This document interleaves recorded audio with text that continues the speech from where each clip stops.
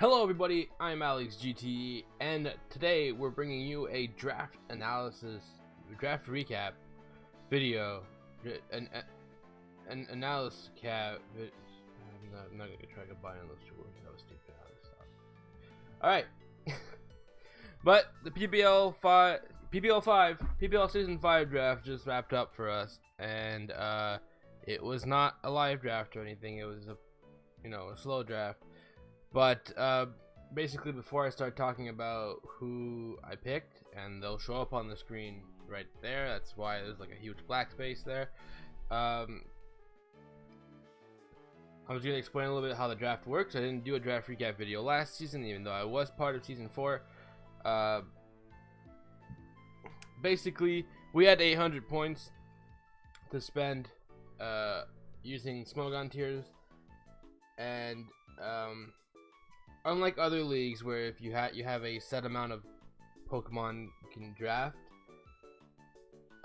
this one is draft till you have no more points.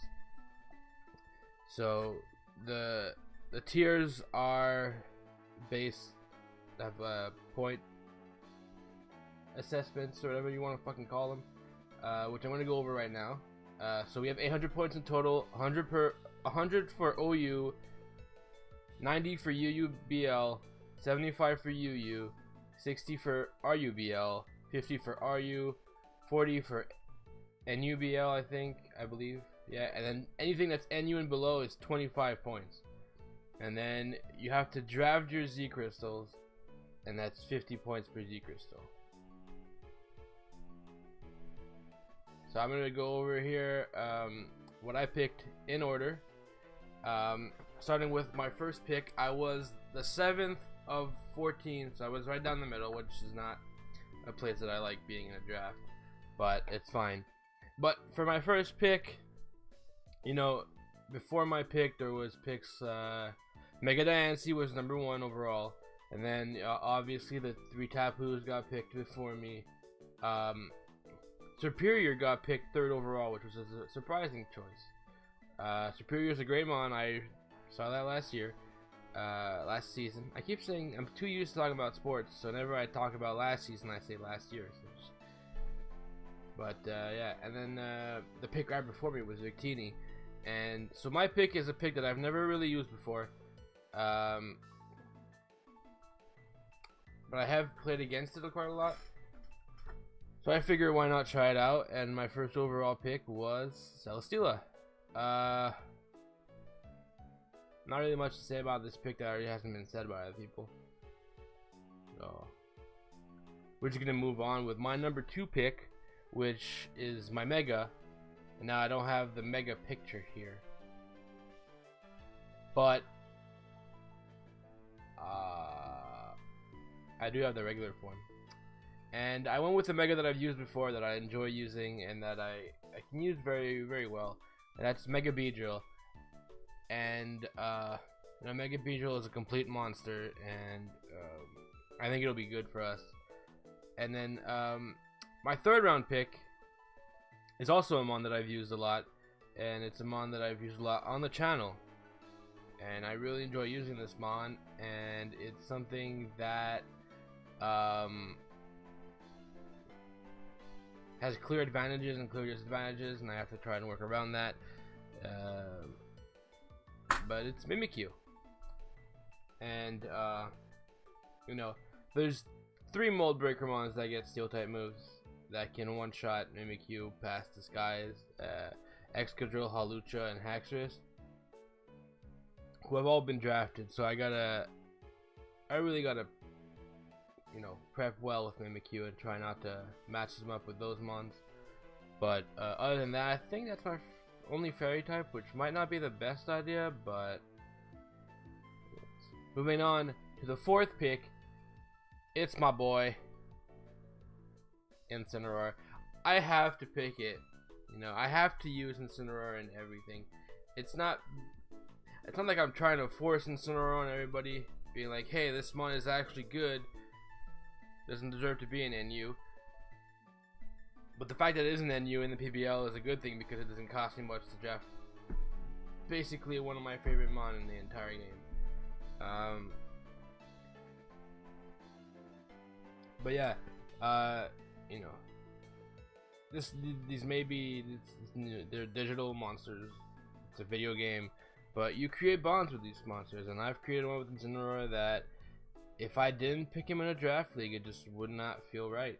I'd feel like I was doing something wrong from the beginning. So yeah, so that's why Incineroar is on the team.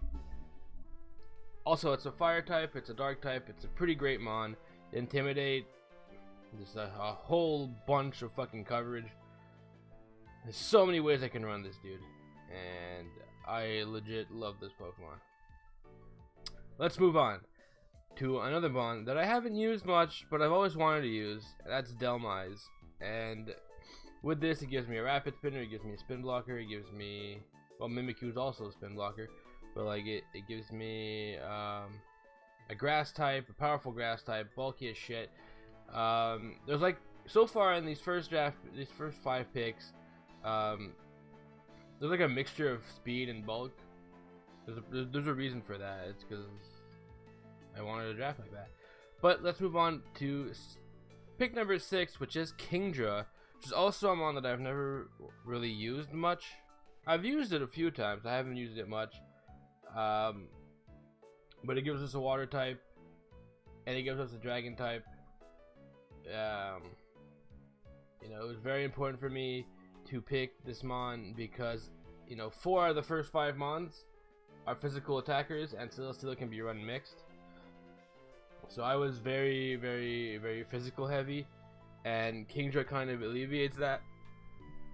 But also, you'll see as we go down that I start drafting more special attackers as well, because I don't want to all be physical attack and then have someone bring Will-O-Wisp against me and have my only usable mon be Incineroar.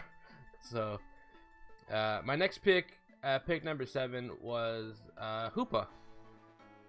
I picked Hoopa because I wanted a psychic type. I know it gives me a 3rd ghost type in 7 picks, which is not that great. However, it does give me a special attacker, and it you know, it gets decent coverage. So I'm not feeling too bad about that pick. For the 8th pick, the 8th round, I drafted Nidoking. I drafted Nidoqueen last season. I liked what she did. She didn't do much, but I liked what she did. Nidoking could do better. He's stronger. Gets sheer force. Can be run specially or physical. So whatever I choose to do that turn, that battle I can do. Just gotta keep in mind that I learned last year that sheer force prevents emergency exit from activating. So if with Nidoking I bring a Golisopod down to half HP or lower, it won't leave,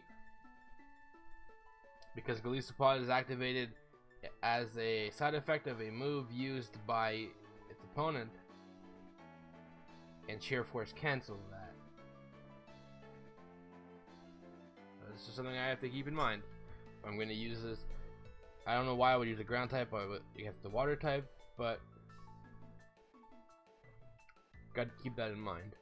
Next up, speaking of water type and ground type, we're picking up Gastrodon. That's 2 ground types in a row. I didn't really think that through, but I wanted to pick up Gastrodon because I've used it in the VGC and it's a fucking monster.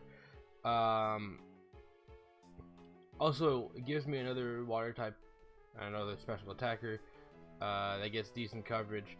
It's got a 4 times weakness to grass, but like just with this, you know, I got Celesteela, Beedrill, Incineroar, Dhelmise. I'm blanking on Nidoking, I don't know why, but that's just there. That's like 5 grass resistances, so you know it's fine. And my 10th pick of the draft was a Turtonator because I wanted a special fire type. Now this gives me a 2nd dragon type as well, but Turtonator is fat as fuck, and it gets a good number of moves. I really like it. Also, the fairy weakness is negated by not negated, but it's Well, yeah, it's the weakness is negated because it hits neutral because of the fire typing, which is a good thing. Plus, I've always really wanted to use Tornado. I bred one before I was able to gen. I bred one in the early days of Sun and Moon, but I never got around to actually using it in the battle. So this is gonna be my chance. My 11th pick is Raichu. I wanted electric type. One that can be run physical or special, and he has base 90 of both attacks. He's got 110 speed, so he's easily one of the fastest ones on my team.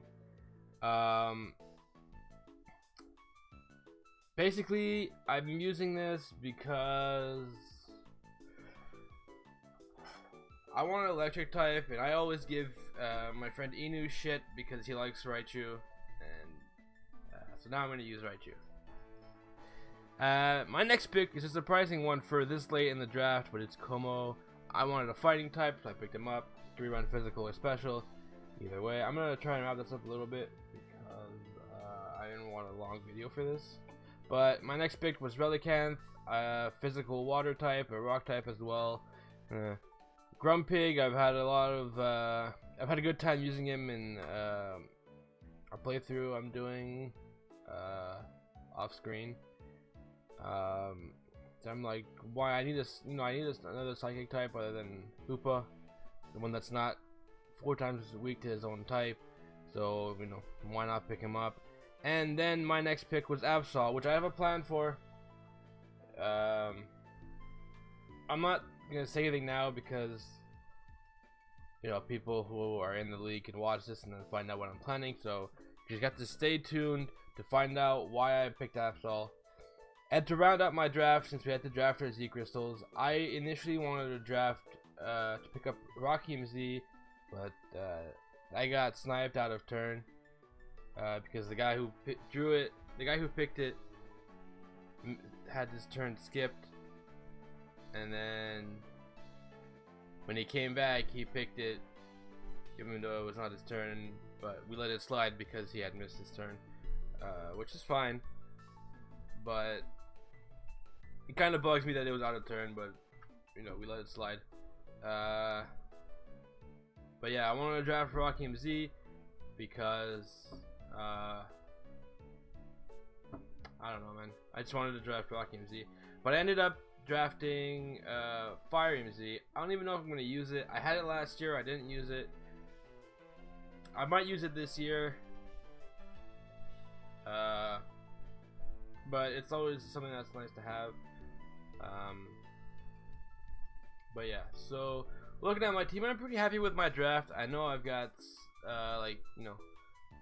I've got 3 dragon types. I got I don't have any special attacking fairy types. It's in my point of view, it's at least a decent draft, and I can do very well with these mons individually. So I'm hoping that I can make something happen. I didn't make the playoffs last season. I almost said last season, but I'm hoping that I could turn it around and make the playoffs this year, and not have to rely on Superior to do everything for me. But yeah, so hope you guys are fucking hyped as shit for this season. I am, and I will see you guys in the week 1 video whenever that goes up. So ciao ciao.